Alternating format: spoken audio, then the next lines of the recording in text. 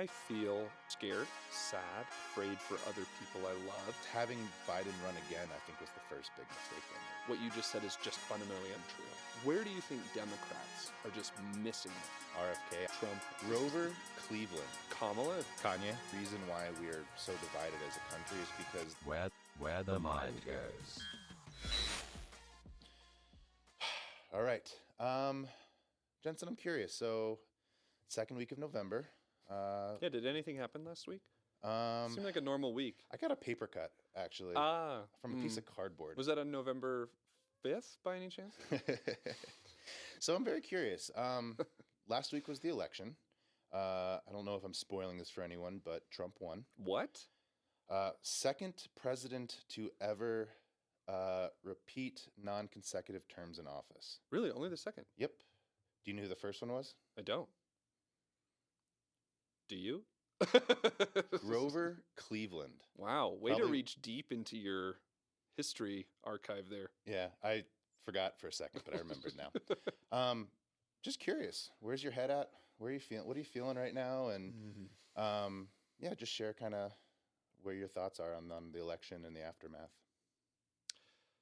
I feel scared.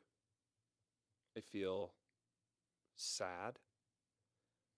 I feel afraid for other people I love who, if Trump and this new administration implement a lot of the things they've talked about, either on the campaign trail or in Project 2025, will deeply harm a lot of people I care about, including myself. And that scares the shit out of me. And I don't know if I feel surprised that he won. I was hoping that he wouldn't, but I'm not surprised that he won because I feel like I've seen a lot of folks really becoming attached to ideals and philosophies and beliefs in the United States that align with what Trump and that particular party is promoting in the world. And that is frankly terrifying. Do you think this is an issue that was created by the Republican Party and the beliefs that the Republican Party has, or do you think this was something that was fumbled, for lack of a better term, by the Democratic Party? What do you mean by this issue? Or basically, we've gotten to a point now where the people who voted for Harris can't necessarily believe that people would vote for someone like Trump. And my question to you is, do you think they were voting for Trump, or do you think that the Democratic Party wasn't able to put a candidate in front of us that people were actually excited about? That's a really valid question. I'm not going to pretend to know the answer to that. I think just from where I'm sitting as an individual human, probably caught in my own echo chambers, I think it had to do with layers of factors, right? I mean, just looking at the raw statistics of the number of people who voted, more people voted for Trump in the election with him and Biden, right? And so there was less voter turnout and he still won, right? Whereas I think it was somewhere around 86 million or whatever that voted for Biden. And I think Kamala I couldn't remember, but it's the high 60s or low 70s. So there was just significantly less voter turnout in general, and especially less voter turnout for folks who voted for, the Democratic ticket. So it's hard to know what these layers are. I think some of that is always what happens when you have the change of the tides, right? When, if you're somebody who's a Republican and it's been a Democratic the last 4 years, there's almost always a surge in Republican voters and vice versa, right? So I think some of it was that, probably. I think some of it is the fact that Kamala Harris is a woman, and I think there are a lot of folks out there who are sexist and don't believe in a woman being in power, and I think that's another layer that probably played into it. She's also a woman of color. I think that's another layer of racism that probably played into it. And I think there's probably just a layer of being jaded by a lot of people of like, what's the point, Yeah, I see this kind of being an issue that could be explained simply enough by the Democrats didn't do a good enough job proving that the majority of people that voted Democrat in 2020 were right.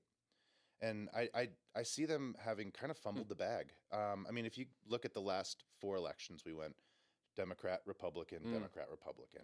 And I think if your party gets elected into office, it's your party's responsibility to prove that this was the right choice for America to make. And I'm going to be honest, I don't know if the Democrats proved that this was I would the right choice. completely agree with that.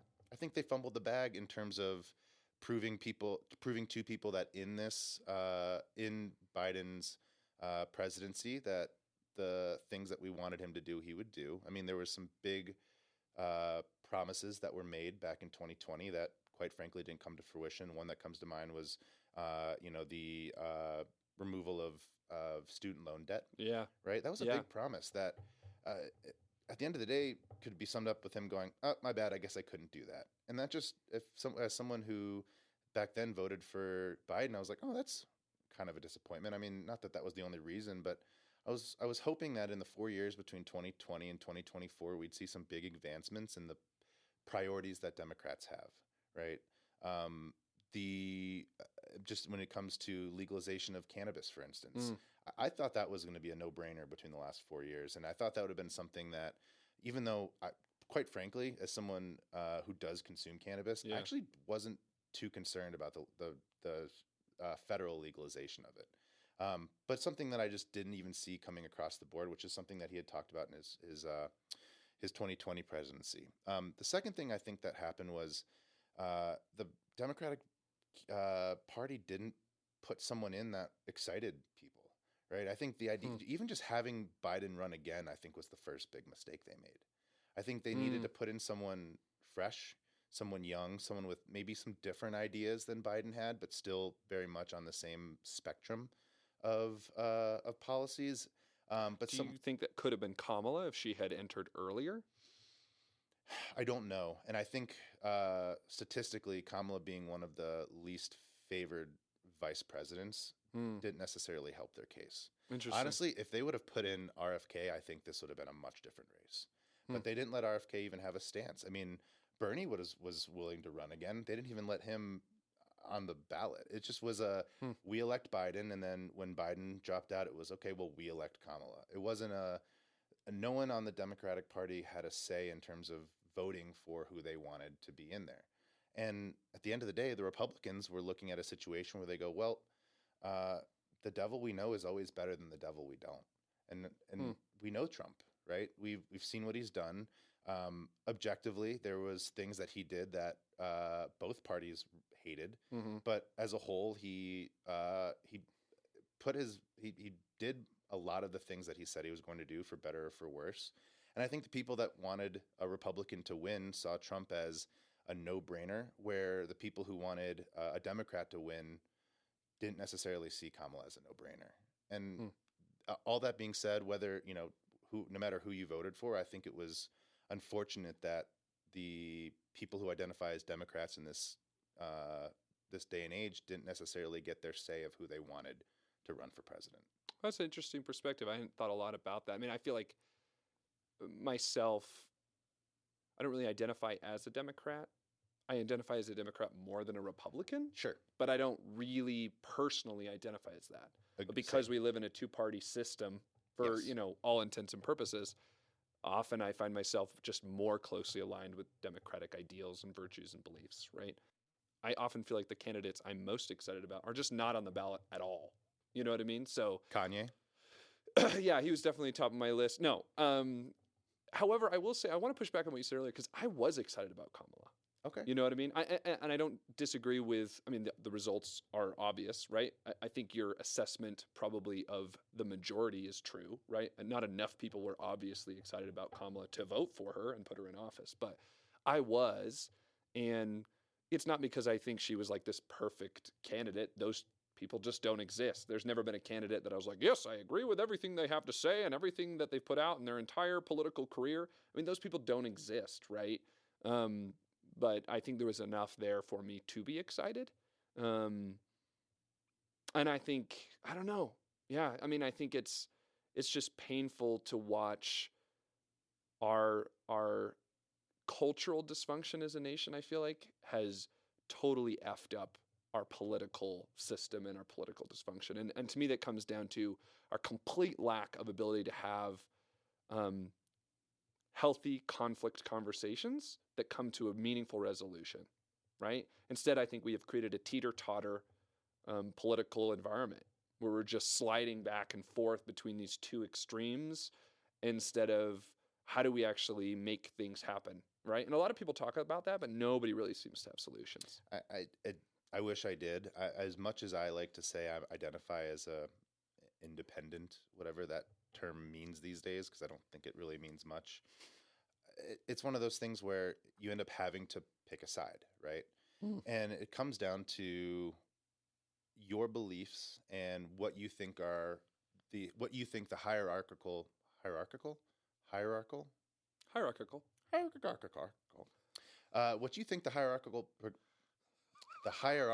It's a hard word. Leave this in the hierarchical priority of policies, right? And I think this is where and this is what I've been saying to all my friends that have been disappointed in the election, is that at the end of the day, we still have autonomy over our decisions and our choices. And there are going to be things that might affect us in terms of policies that are made. But for the most part, we have the autonomy of choice of where we get to live. We have the autonomy of choice of how we get to react to things. And I don't know what the future holds. The only thing I like to kind of fall back on is we get to control our families, our people, ourselves. And I like to think of it from an inside out perspective, where the most important thing for me to take care of is myself, how I think, how I act, who I am. Outside of that, it's my family, how we think, how we act, who we are. And then from there, it's my community, whether that's my community of friends, my community of where I live, and how do I control who we are and how we act. And from there, and the farther out you go, the less control you have. And that's going to be the case no matter who, if it's a blue president or a red president. And I think it's just important to remember that in these situations, as much as we may get affected by policy, as much as people we love or people we see or people we care about might get affected by policies, good or bad, it's important to remember that we have control over how we react and who we are. And I think that means a lot. I like the vision of that. I completely want that and hope for that. But I have to be just viscerally honest that I think that in a presidency and a administration like Trump, what you just said is just fundamentally untrue. Say more. And the reason I say that is the ideals that are being put forth in a Project 2025 and the things that we've seen the Supreme Court do over the last 4 years have fundamentally taken away the things you just described. Sure. Like when we're talking about abortion, that's literally taking away someone's autonomy over their own body. That's literally what you're doing, right? And of course, the counter argument to that is people who are having an abortion fundamentally taking away the control over that child being able to have a life, right? It's this chicken or the egg never-ending conversation, but I think that's why this is hard. Is I want the vision you just described to be our reality, right? That you know, whatever's happening in this in you know international politics for the country that we live in, that we do have control over our bodies, our lives, you know, our families. But I think what's scary to me about where we're going is that is fundamentally changing, right? Not just with abortion, but as a queer person who is non-binary, and I'm seeing that it is illegal and dangerous to even get care as a trans person in a lot of states. That, again, that's another example of not having that locus of control. And I think this is something that I wish more folks who are very pro-Trump but don't want to see or acknowledge that, is like a lot of those people who are for that are not impacted by that. The vision you described is true for them because they are cis or white or male or have enough money to avoid those shifts, right? But if you're not in that camp, this new administration, this new ideology is taking away your ability to control your own life. That's why people are angry. That's why people are scared. And I think a lot of people don't want to look at that. It's scary. It is scary. It makes me just go, at the end of the day, I'm grateful that a lot of these things, and I'm just being very selfish here, don't affect me.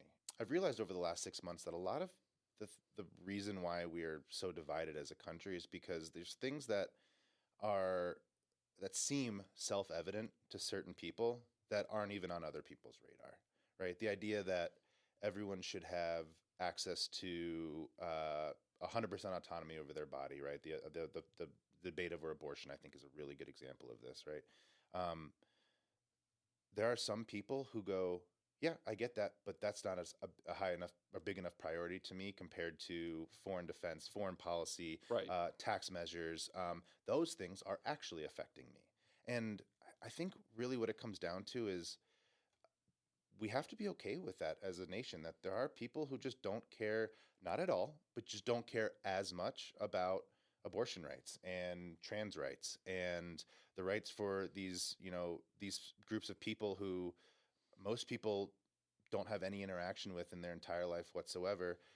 They go, okay, I get that exists and that sucks, but to me, that's just not as important. It's a tough time. I do appreciate you being vulnerable and honest with me about how you're feeling in this situation, and I empathize with people like you, with people, with women in my life who are very vocal about the rights that they feel are being taken away from them. There's a lot of people right now that are angry, and I think just acknowledging that is important. Being there for each other, and even if you're happy with the way this election came out, it's important just to remember that there are people that aren't. And this isn't a haha I won or boohoo I lost situation. It's the popular vote made its decision, and at the end of the day, no matter who's president, we all need to be rooting for that president to do the best they can for this country, because no one wants to see this country fail. And no matter if it's a red or blue president, I think we all have to be on that same page. Yeah, we'll see if I'm able to get on that page for this particular administration. I feel that way with a lot of other folks who've been Republican, and I feel like I can tie into that hope. But for me, Trump is just a unique individual who I just don't believe that that's true. But all that to say, something I want to make space for in this conversation is you and I feel like we align in certain ways and we're fundamentally different in certain ways. That's part of why I love talking to you, right? Is that we don't always see the world in the same way. And it makes for better conversation. It helps me stretch and think differently. And, knowing that you're not necessarily a Democrat or a Republican based on what you said, what is something that you feel like recently in politics that the Democrats just are missing out on, right? Like we just talked about where I feel like a lot of folks in the Republican, team are just not wanting to look at things and ignore it. Where do you think Democrats are just missing it?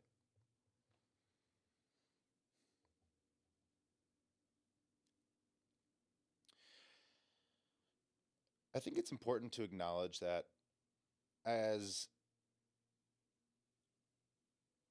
important as it is to make sure that everyone feels equal and everyone feels represented, I think looking at a certain group of people and saying, "Oh, that's not as important as a problem as this is just fundamentally, uh, it's not fair to a group of people to say, "Oh, what you care, what you think is most important, isn't most important." I think just in kind of going back to what I said before, right? Acknowledging that for someone, if their number one thing that they vote on is tax policy, if if they do that over voting for abortion rights, that doesn't make them a worse person. It doesn't make them a less than person, doesn't make them a selfish person. It just means that's where their priorities are. And as hard as that is for staunch Democrats to believe, I think it's the truth. And just having talked to members of my family, to people who are undecided, people who are very decided on who they were going to vote for, I think the thing that they felt was that, as grateful as they are that they aren't worried about their rights as a human, they're still worried about things, and that whether it's foreign policy and how much of our money is going towards helping Ukraine, whether it's the way that the United States is viewed in the world, right? These things that matter the most to certain people, that to someone like you or maybe me goes, I don't get how that's your number one priority. Right. Just the simple fact that it is needs to be respected and not necessarily minimized or said, yeah, well, that's not. Everyone should think that this is more important. And I've heard some of that rhetoric from some friends of mine that are very democratic, that are saying like, you shouldn't be allowed to feel like tax policy is more important than abortion policy. And I just don't necessarily think that's true. Now, whether your opinion is one or the other, like I would love to learn about that, but to say one is more right than the other just isn't necessarily fair. That does make me sit back and like reflect.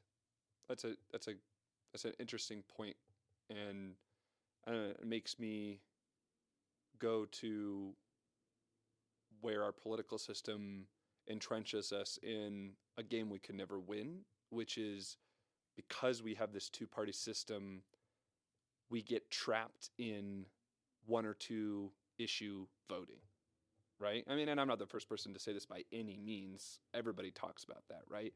But I think you make a good point. Like, it'd be weird for me to even do this because of the track record I've had in my life, but you make me go, well, what if there was a Republican candidate that was super for trans rights, super for climate action, and had, a passion for trickle-down economics, right? What if that was the Republican ticket? I'd be like, wow, I don't even know how to feel about that, because I'm not a huge fan of trickle-down economics, but obviously I'm super passionate about trans rights and climate action, but we don't see that, right? We see these two polarities and these paradigms, and how do we reconcile that, right? I mean, and I think that to me is part of what I hear you saying is we get so caught up in the things that we're most passionate about and affect us, and we let that always decide how we vote.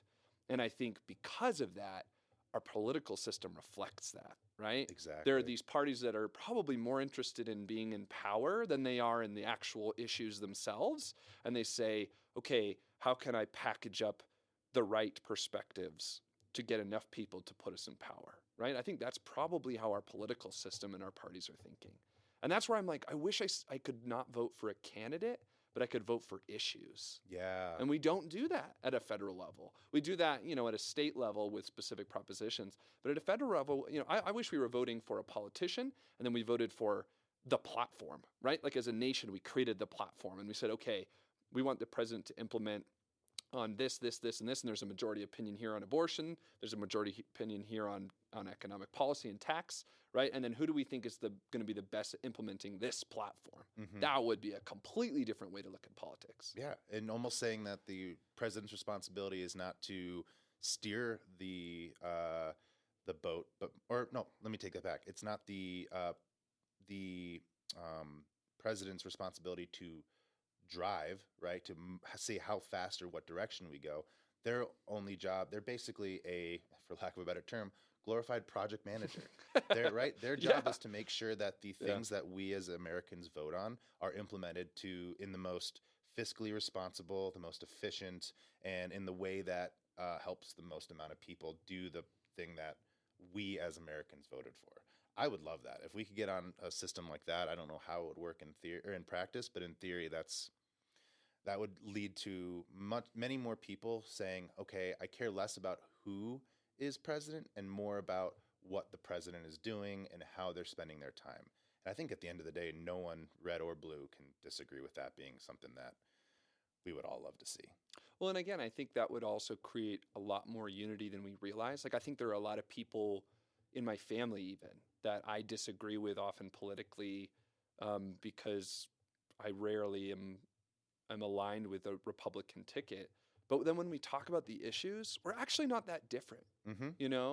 Again, maybe there's a few, and those are the ones we're both most passionate about, and therefore we vote because of those issues. But when it comes to like the other 50%, we're actually on the same page, but we never get to actually vote in alignment with each other because we have to pick two teams. It's exactly like what I was mentioning before, right? Like, okay, I'll have a conversation with my parents, for instance, and they wouldn't be, hey mom, hey dad, they voted conservative, right? Yeah. But it's having a conversation with them. If I was to go, okay, what are your thoughts on abortion rights? What are your thoughts on trans rights? What are your thoughts on these these Democratic issues, right? They're going to be like, yeah, of course. I want everyone to have the same rights. I want you to be able to do whatever you want with your body. I just care a lot more about where the more than 50% of my tax that's being taken from me is going. I care a lot more about how we are represented at a foreign level and our likelihood of getting into World War III. I care about that a lot more. And for me, I go, okay, cool. It's not that they don't care about the other policies. Right. They just, in rank order, have ranked the things that you rank 1 and 2 at 4 and 5. Yeah. And that's kind of what I was getting Yeah. at before. Is it's like, most people are on mostly the same page. There's very few people that at least I've come across, and again, my view of the world, whatever, that I've been staunchly anti any of the things that I'm pretty pro. It's just that they either don't care as much or don't really care at all. I love what you're saying, and I love where you're going with this. And I think it all comes down to prioritization, right? That's really what we're talking about. And one of the most powerful exercises I ever did in grad school was facilitated by the Center for Public Deliberation over at Colorado State University. I don't know if they invented this or learned this from somewhere, but it's something I've never forgotten, where they gave everyone a deck of cards, and I think there was 7 or 8 cards each, and individually they had you rank them by prioritization, and they had values on there. And it was things like freedom, justice, security, honesty. Yep. Do you know kind of what I'm talking about? I've done this exactly. Okay, yeah. And it's so fascinating because they don't ask you to say which ones are not important, because they've intentionally picked ones that probably to most people, all of them are important. You know, almost everybody says they want some level of freedom. They want some level of security. They want some level of blah, blah, blah, right? But the way we prioritize them is radically different. And seeing just on an individual level where people put these things, I think is kind of what we're talking about. Like, why can't we as a country rank our prioritization of these issues and then see how our political system is able to implement that prioritization? But again, we don't do that. We are only allowed to prioritize 2 blocks of issues rather than the nuance of real life, which is 30 to 80 things right on that list. And at the end of the day, we're never going to get out of this loop that we're in, which is, I'm pro this, I'm anti that. And unless we start to create a spectrum of views as opposed to a binary of views. And I just don't think as a country we're there yet.